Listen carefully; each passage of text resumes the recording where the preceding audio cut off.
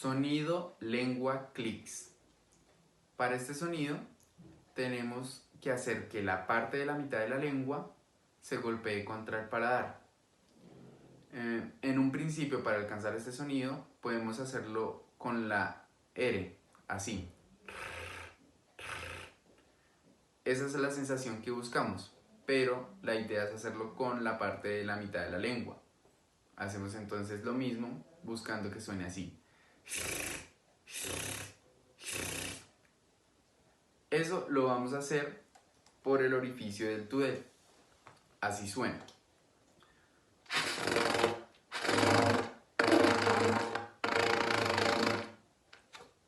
Todo eso con las llaves tapadas para que genere mayor resonancia.